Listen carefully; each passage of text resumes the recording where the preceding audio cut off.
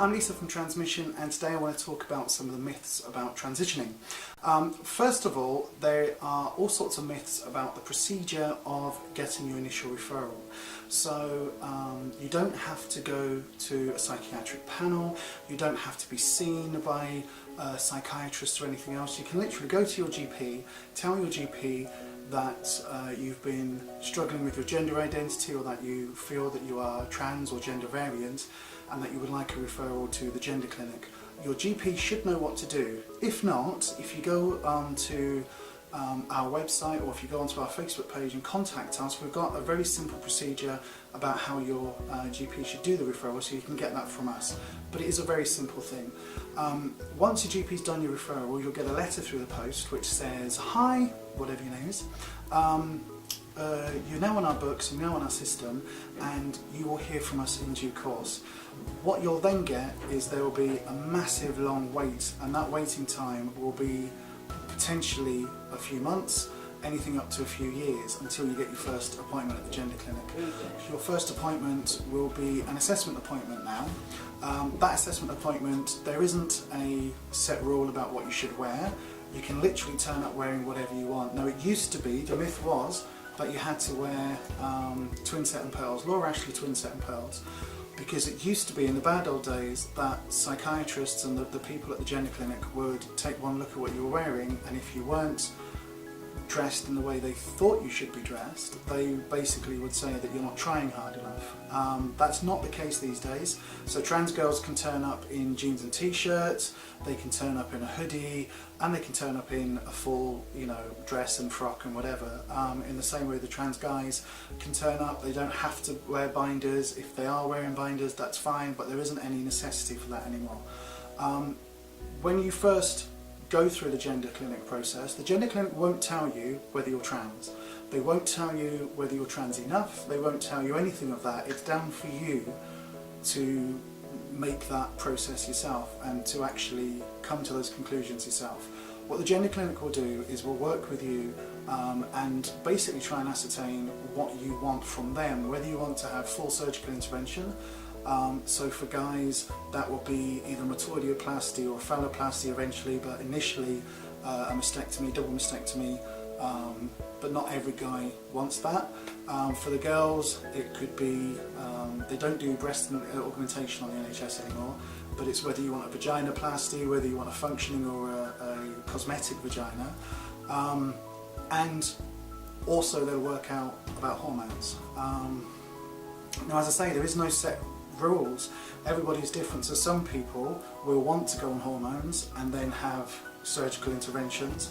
Some people won't, and it's down to you to tell them what you actually want. They won't tell you, so it's not their job to say you are an ideal applicant for a vaginoplasty or metoidioplasty or phalloplasty. It's down to you to work out what you want.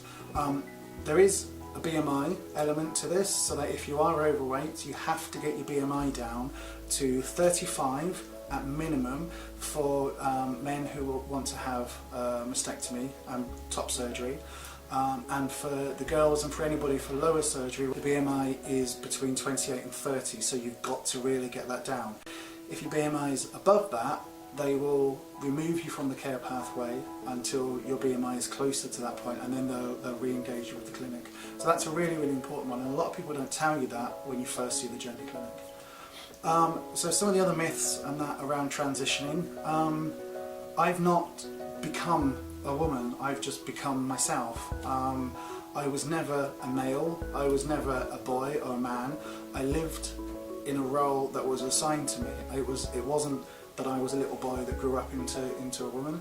It's not that I'm having a sex change, because all that's happening is that surgeons are going to correct something on my body that doesn't match my brain. So I've always been the same person. I've always been as weird and as kooky and as into cooking, and also into Doctor Who and into all of that stuff. None of that has changed through my transition. So the hobbies you've got, all of the things that you've got, you can keep all of those. Nobody says that that's too masculine or that's too feminine. If you don't have to worry about gender roles anymore, basically, when it comes down to gender clinics and it comes down to your transition. So don't get too caught up in the fact of what is male and what is female. I've always been me. Now I present differently to how I used to. That's kind of the only difference. It takes longer in the morning to get ready. I've got to do my hair and everything takes a little bit longer. I can't quite get up, jump out of bed, you know, jump in the shower and then go with wet hair and all the rest of it, because it takes ages. Although not today, because I've not got my hair done or makeup, because, you know, yeah. I'll edit that bit out. What other myths? So other myths about transitioning. To do a name change, you don't have to go and see a solicitor for a depot. You can do your name change free online. They are perfectly legal and acceptable. If you want to contact us here at Transmission, we can talk you through that process. We can send you the links as to where to go.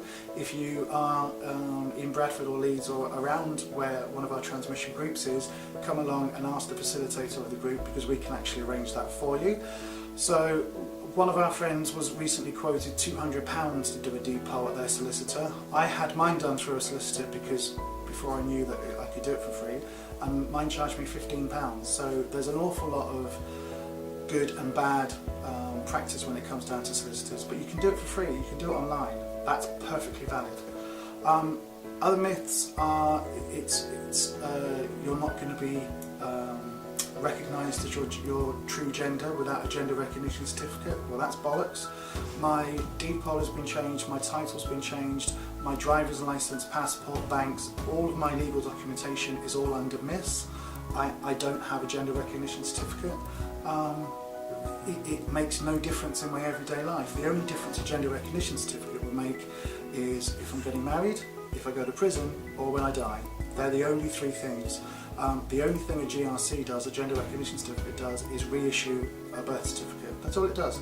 So for everything else, you don't need a GRC. So if you go to your bank to change your name with your depot and they ask to see your GRC, asking to see it is illegal. They can't do that. They have to treat you, the deed poll is enough for you to change your title and to change your name. You don't need anything else. Other myths about transitioning: people think it's easy. People think it's this weird idea that we go into a doctor and then a couple of months later we have surgery. Well, it isn't that. It takes years, it takes an awful lot of mental anguish at times, it takes an awful lot of courage to go through this. I know an awful lot of people who have transitioned and then detransitioned partly through the process because they can't handle losing their friends and family. It takes a lot out of us. But equally, the flip side is that I am happier than I've ever been, and yes, I've lost some family and friends along the way, but I've also gained a whole massive amount of friends who know me for me.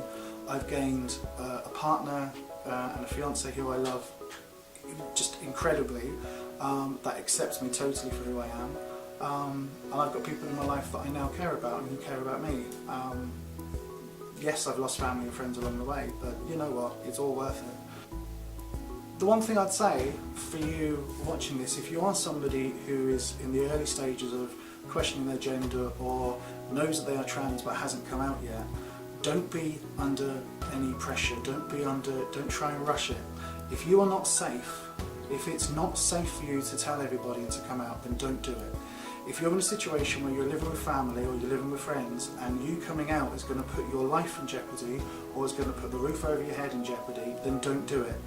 Wait until you're in a position where you can actually feed yourself, look after yourself, and pay your rent, because without that you're going to end up on the streets. And for the sake of 3 or 4 months or 6 months or whatever it is of you biting the bullet and biting your tongue rather and holding off on that decision of coming out, do it. Only you'll know when you're safe. So if you've got a family that supports you, then fine, come out, it's fine. If you're not, if you're in a situation where there is a potential chance for you to end up homeless or on the streets, then please wait, delay it. Talk to people online, talk to people in real life, go to youth groups, go to social groups, all of that. You can come out to all of those people, but if it's friends and family and if that's going to put your life or your safety in jeopardy, then please don't do it, because there is always time. Your safety has to be the number one priority. So there's probably lots more myths that I haven't covered. We will probably do more videos about the transition myths. But for now, I've been Lisa from Transmission, and this is going to take a little bit of editing, but do check out our Facebook page, which is facebook.com/UK Transmission. The website, which fingers crossed by the time this is uploaded you should be able to see, is uktransmission.org, and of course check us out on the YouTube channel and everything else that we've got, Snapchat and WhatsApp and all of that stuff. And I'm supposed to say, because now we're vlogging, it's what you do, smash that like button and give us a thumbs up, whatever that means. Anyway, so I've been Lisa from Transmission, and hopefully we'll see you in the next video.